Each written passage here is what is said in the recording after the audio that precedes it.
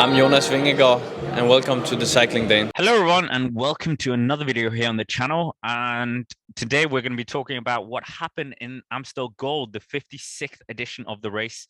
And it was basically finishing, well, much to what we saw in 2021. But nevertheless, before we dive into it, as always, I'm joined by Mr. Critical himself, Ewan. And Ewan, what happened in this edition where we thought Michał van der Poel was the one to beat? Well, in the 2022 edition of this race, all eyes were on Van der Poel, as you mentioned. We also had the side characters, potentially, of Tom Pidcock, Matej Mohoric, or Michael Matthews. And on the day, they were all firing up there in the front. Early on in the stage, we saw a small selection go out, but it wasn't until the final ascension of the Cowberg that we saw this race really blow apart. Michał Kwiatkowski placed an attack there. He was off solo for a while, and then Benoît Cosnefroid of France managed to bridge up over the Hill Hemmerberg. Whilst this was happening, there was some confusion behind. Van der Poel was trying to react, so was Pidcock, so was Dylan Teuns as well, all trying to chase this group down in front. However, it was all futile in the end, as the Polish and French duo operated very smoothly until the final kilometer. They went tete-a-tete in the sprint. Cosnefroid led it out. Kwiatkowski tried to swing round him, and in the end, it was a photo finish. Kwiatkowski launching the bike. He ended up being classified as the winner, but first we heard on the broadcast, Cosnefroid also heard from his team staff and from the commentary at the finish that he was granted as the stage victor. We saw Krek van Avermaet celebrating alongside him. Cosnefroid was ecstatic with joy to become the first French winner of this race in a very long time.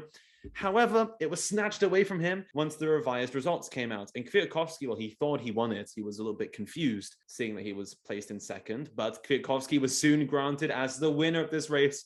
And once again, for the second year in a row, a photo finish that was contentious decides the Amstel Gold race, and Michał Kwiatkowski goes home with his second victory in this race. Behind, we saw Tiesj Benoot of Belgium attack out to take third place for Jumbo-Visma, an important third place for them, a Dutch team with a Dutch sponsor, a Dutch race. And the sprint for fourth, it was a close affair, but Van der Poel got it ahead of the surprise package from Denmark, Alexander Kamp, who came in fifth. Before sixth place went to the second best Dane on the day, Kasper Asgreen, ahead of Michael Matthews, Stefan Kung, Mark Hirschi, and Dylan Teuns of Belgium. So another interesting edition of the Amstel Gold race, and another victory for Michał Kwiatkowski of Poland. Yeah, absolutely. An interesting and very entertaining race at the final part, but we're not going to go too much of Van der Poel first. We're going to focus on the winner, Michał Kwiatkowski. Absolutely incredible. Of course, he's finished second before, where Philippe Gilbert beat him in a sprint. Check out the Cycling Dane Extra if you want to see Ewan's video on that. Ewan, do you think it was absolutely tactical masterclass here from Ineos Grenadiers? We saw them working earlier where we were kind of saying, why are you taking control? You're not the favorites here. It is Michał van der Poel. And then we saw, as you said, Kwiatkowski go up the road. And Pidcock, it almost looked like he was trying to close the gap at one point, but then I think he got the radio message just to stay in that group, be the second card. And yeah, it played out fantastically. But do you think they played it completely right today? Yeah, I think they played it very well. I mean, they took the victory. They played it pretty easily, to be fair. They didn't have to do too much work in the finale in terms of tactics. It was just basically throw Kwiatkowski up there. He's strong enough to stay there for the victory. And it worked. There wasn't a need for Pidcock really to battle it out with Van der Poel in the chase behind. He kind of sat up and let the other people do their bit.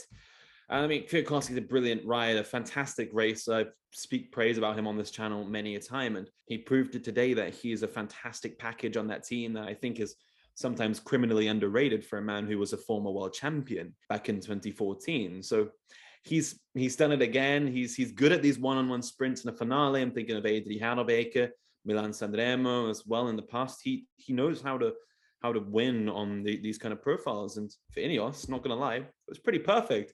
Two big UCI World Tour victories in 2 days for them, if you count the general classification yesterday at the Basque Country. I completely agree. Ineos Grenadiers finally nailing a one-day race. We don't often see that.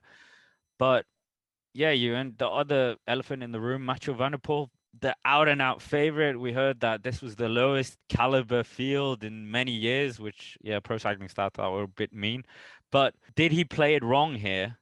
We saw in the closing moments, he was desperately trying to replicate what he did in 2019 and go like charge to the front, but didn't quite materialize. I don't know if he played it wrong as such.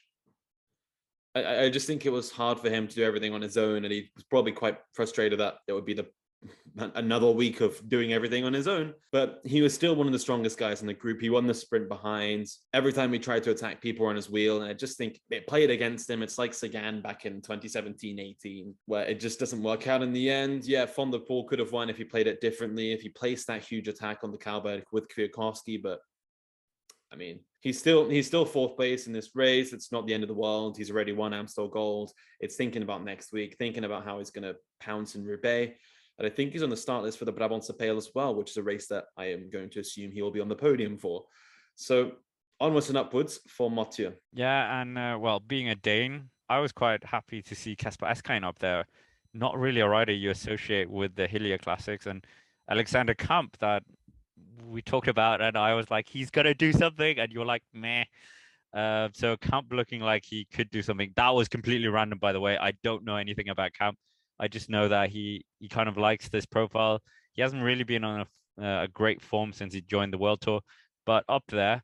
But do you think, my question would rather be, do you think many of these Paris-Roubaix riders, or like Cobble Classic riders that we saw, Ronde van Vlaanderen, etc., they came to this race because of the French elections, but just to make sure that they kept their form in some regard, having Paris-Roubaix not this Sunday, but next one instead? Yeah, for sure. I mean, we saw Asgreen up here, Van der Poel, even Greg van Avermaet was at the start line of this race. I mean, it seems like a pretty apt way to just keep your legs ticking over. If you're not if you went on a flight over to Basque Country, it makes a lot of sense. So, I mean, as Asgreen showed that he's still got the leg, still up there.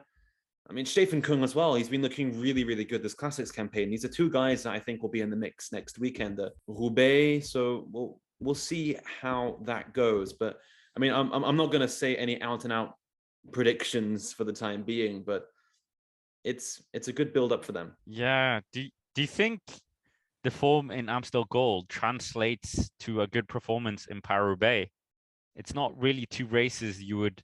Okay, we had Philippe Gilbert win in Amstel and Paris-Roubaix, but it was different years. So do you think we can take anything, draw anything out of it in terms of Paris-Roubaix, or is Paris-Roubaix just a whole nother kettle of fish? Looking down the list of the podium finishes at this race in former years, well, it's not looking like it's translating into Paris-Roubaix success, really.